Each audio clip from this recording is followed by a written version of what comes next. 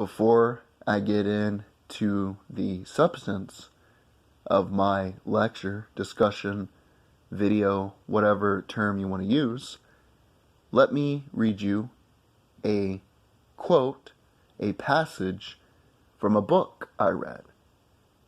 I don't remember the author. I don't remember the title of the book. I tried to Google it, didn't have any luck. If you guys have better luck than me, comment in the comment section below. But this quote galvanized me into studying more about the Roman Empire and the collapse. But this quote really puts it into perspective, and it sets the table for an interesting dialogue. The fall of the Roman Empire was not just a matter of changing rulers or political systems. It was the collapse of a whole civilization, the destruction of an economy, the breakdown of law and order.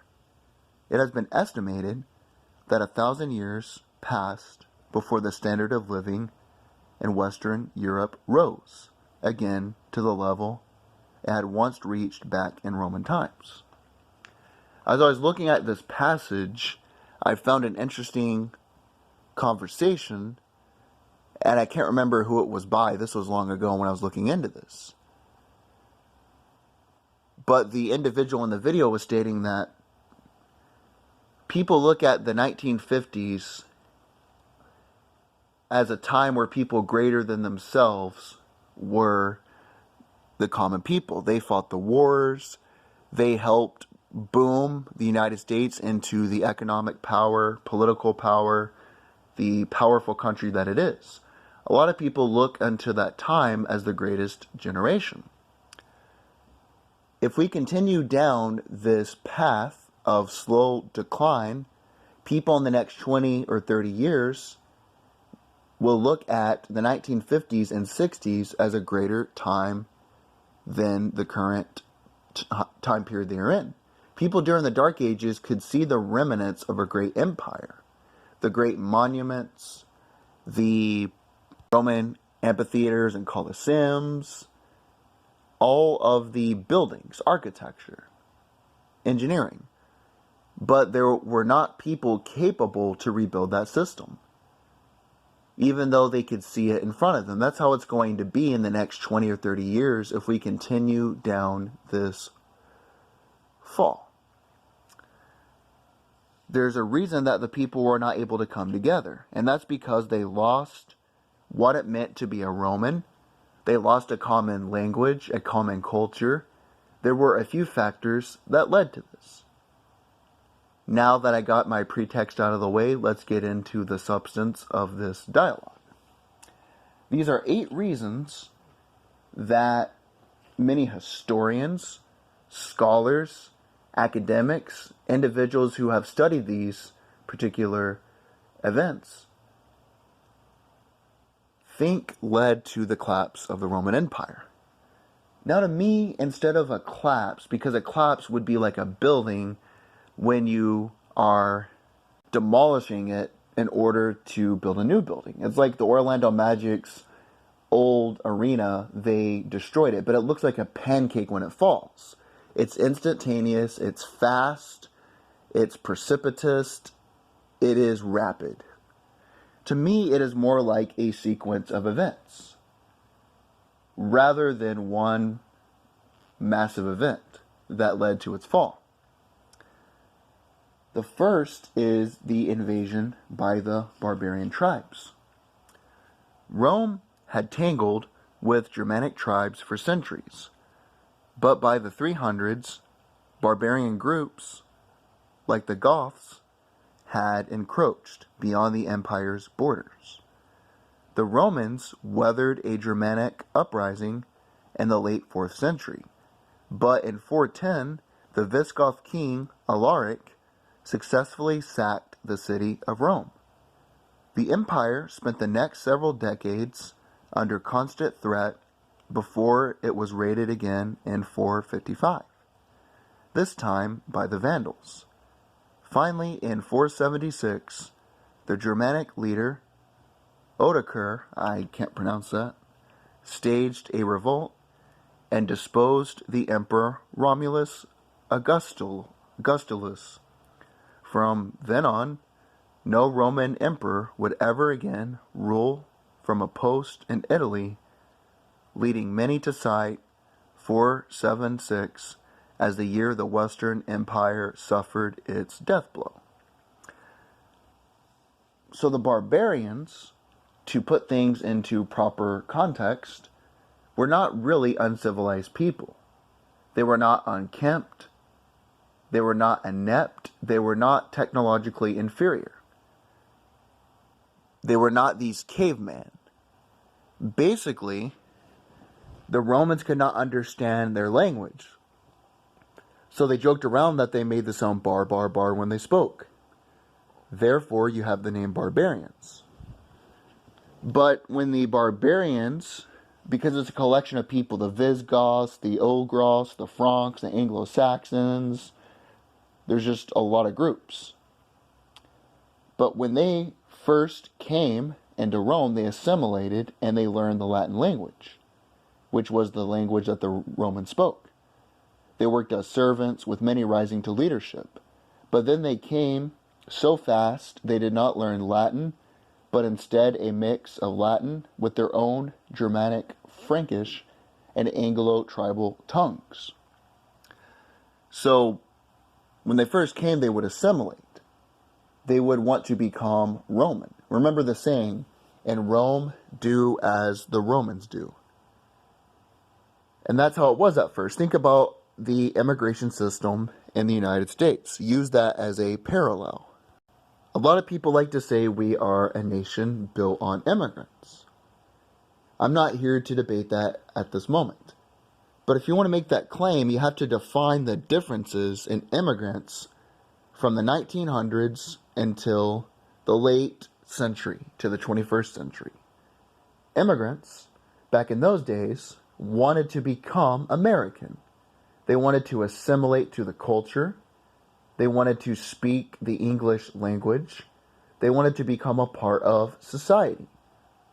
But now, under multiculturalism, you will notice, under the guise of multiculturalism, you will notice that when immigrants come here, they want to speak their own native language. They do not want to assimilate to the English language. There's a particular store in my town where a guy that owns it has a bunch of Mexican stuff set up. He has a Mexican flag, he has a photograph of the president of Mexico, stuff like that. One day when I was in there, I asked him simply, if you like Mexico so much, why aren't you there? And he got offended. And he called me racist. Of course, that's what they do when they have no argument, rather than ad hominem attacks. But basically, he knows it's true. If Mexico was so great, he'd be there right now. But Mexico isn't great. But now, he came to America and he does not want to assimilate to the American culture. That was one of the reasons the Roman Empire was not able to be rebuilt. There was no common language between the people there. It was a mixture of Latin, of Anglo-Saxon, of Frankish. You didn't have a common language. You didn't have a common culture. Everybody there was a lot different. And as a result, there were remnants of an empire, amphitheaters, roads, the great infrastructure, but not the ambiguity, not the connectiveness to rebuild it. This isn't the only reason, though. Like I said, it's more of a sequence of events. A lot of people like to point simply to the barbarians. That definitely was a huge factor. But you also had a lot of other internal things that led to this as well. Economic troubles and over-reliance on slave labor. There's a certain take that I have on this, because what I did was, these are these historians' reasons. I looked them up, and then I kind of looked at modern parallels, did a little bit more research on my own. Even as Rome was under attack from outside forces, it was also crumbling from within, thanks to a severe financial crisis. Constant wars and overspending had significantly lightened imperial coffers. and oppressive taxation and inflation had widened the gap between rich and poor. In the hopes of avoiding the taxman, many members of the wealthy classes had even fled to the countryside and set up independent estates. Simultaneously, the empire was rocked by a labor deficit. Rome's economy depended on slaves to till its fields and work as craftsmen. Rome's military traditionally provided a fresh influx of conquered peoples to put to work.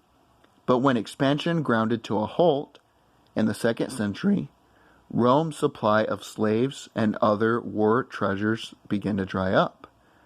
A further blow came in the 5th century when the Vandals claimed North Africa and began disrupting the empire's trade by prowling the Mediterranean as pirates. With its economy faltering and its commercial and agricultural production in decline, the empire began to lose its grip on Europe. Now, that was one reason, with a lot of other reasons under it that were sort of arms on the octopus of that one reason. Let's contextualize this. Let's dissect this. Let's further get into this. And so it was crumbling from within. Well, right now, look at these political divisions, especially in this current polarized political system. You see people punching each other. You see people denying service to one another. You see people spitting, fighting. There's a lot of division in this country. You also had constant wars and overspending. Look at Vietnam. Look at the Afghanistan war that has recently surpassed Vietnam as the longest war in U.S. history. Look at the Syrian debacle, which we've kind of been in, kind of been out of. Trump doesn't really know what the hell he's doing there. Kind of leave, protect the oil fields, doesn't really know. But we have all these bullshit overseas adventures that do not really yield any benefit. It just further plunges us into debt and kills more of our great American young men and women who wear that uniform. It says you also had light imperial coffers and oppressive taxation and inflation had widened the gap between the rich and poor. Well, under the Obama administration, you had 92% of the wealth went to the top 1% of the 1%. And the gap between the rich and the poor widened.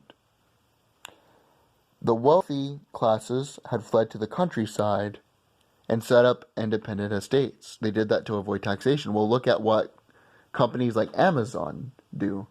They go offshore to the Cayman Islands or to other countries where they do not have to pay taxes.